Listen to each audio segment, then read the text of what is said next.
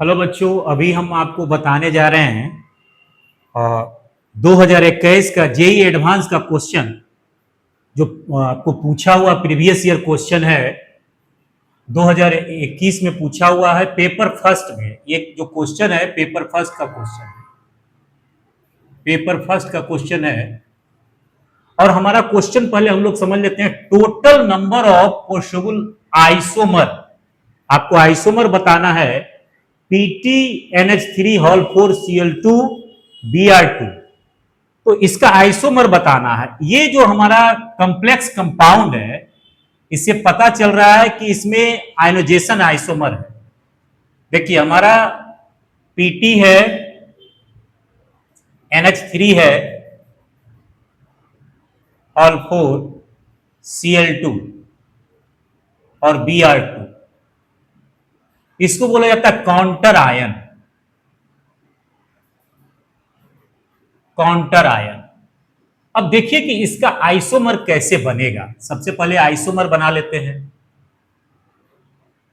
पहला तो पीटी जो प्लैटिनम है और ये अमोनिया हॉल 4 है, अगर इसको हम भीतर कर देते हैं, Br2 को भीतर कर दिए और Cl2 को क्या कर दिए, बाहर कर दिए, तो एक ये भी आइसोमर हो गया।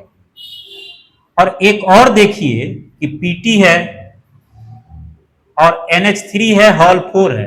अब Cl को आप भीतर कर दीजिए, Cl को भीतर कर दीजिए, एक Cl को भीतर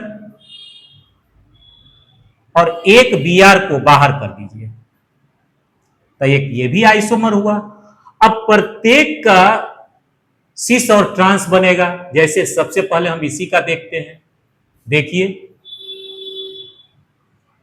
ये हमारा प्लैटिनम है, यहां देखिए Cl, Cl और इसके साथ 4 ammonia NH3, NH3,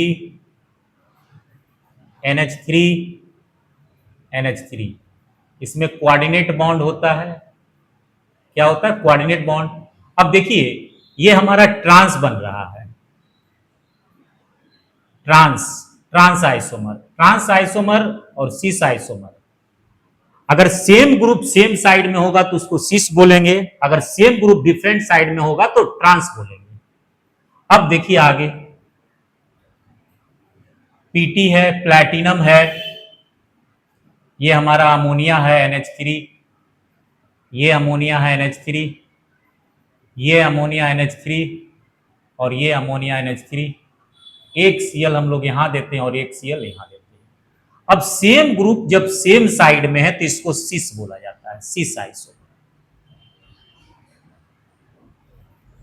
same group in same side और सेम ग्रुप डिफरेंट साइड।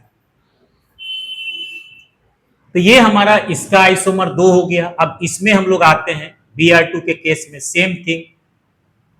ये देखिए प्लैटिनम है, Br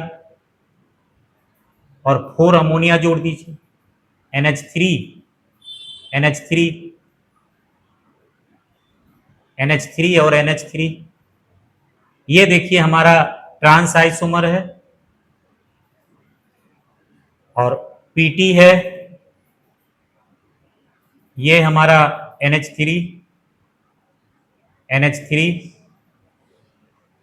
अमोनिया है NH3, NH3 और ये हमारा Br है और ये हमारा Br है। अब देखिए इसमें क्या है, सेम ग्रुप सेम साइड में है। देखिए पूरा अमोनिया और ब्रोमीन भी सेम साइड में है, तो इसको सिस आइसोमर बोलेंगे,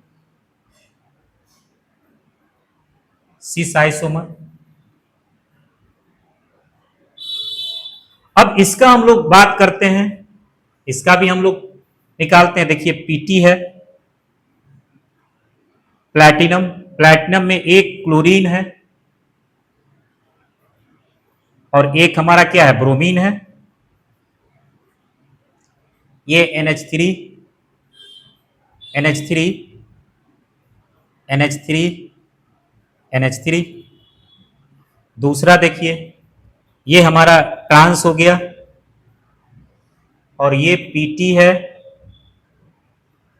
अमोनिया है, ये अमोनिया है, और ये हमारा अमोनिया है, और ये अमोनिया है, और Cl है और Br है। अब कहिएगा कि सर आप लिख दिए कैसे?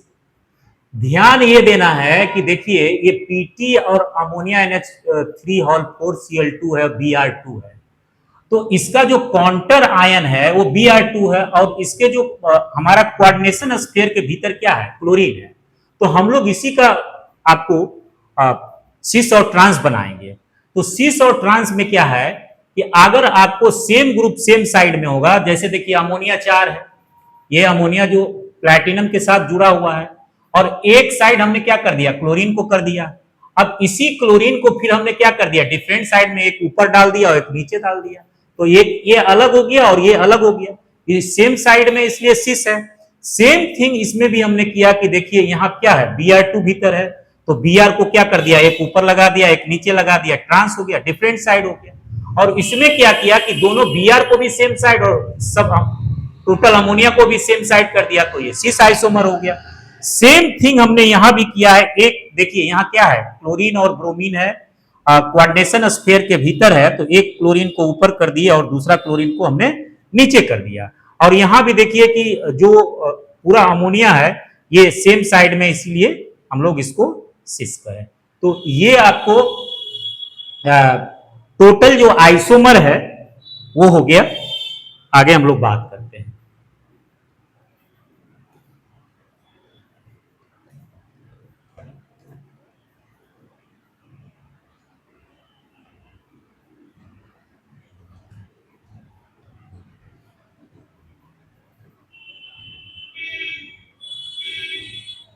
सबसे पहले जानिए ionisation isomer.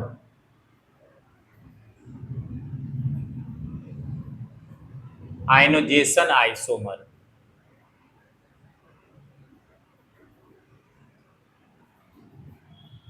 The complex compound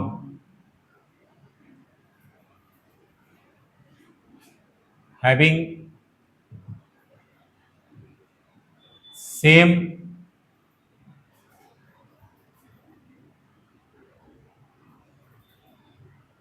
molecular formula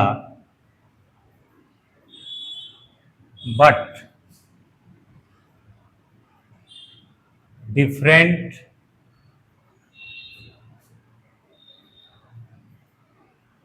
arrangement of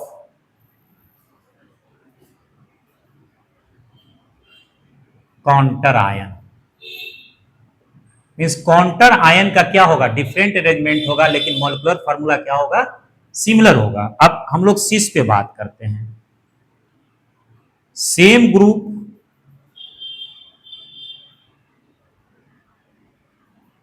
in same site, तो इसको हम लोग सिस कहेंगे। और एक हमारा ट्रांस हो गया, same group in different side,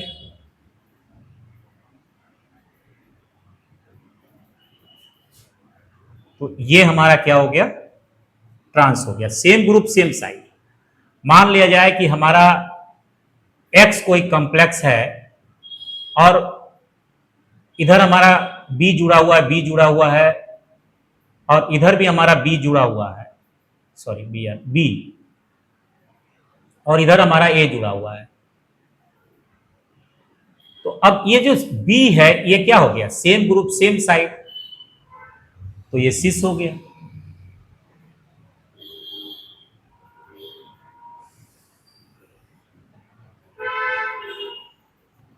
चलिए इसको लिख डालिए।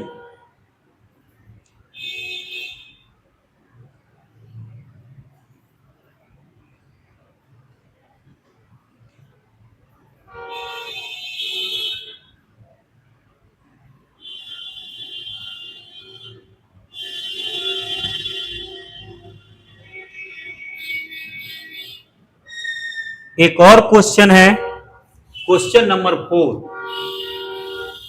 ये क्वेश्चन नंबर 4 भी पेपर फर्स्ट का ही है। 2020 फर्स्ट का है। क्वेश्चन है हमारा कि the calculate calculate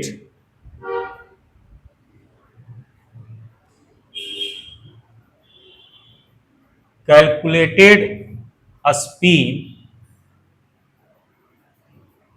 only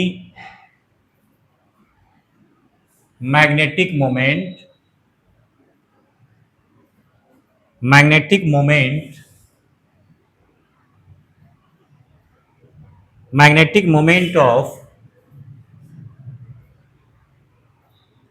CrNH3 all 6 3 plus and CuF6 3 minus in Bohr magneton respectively, atomic number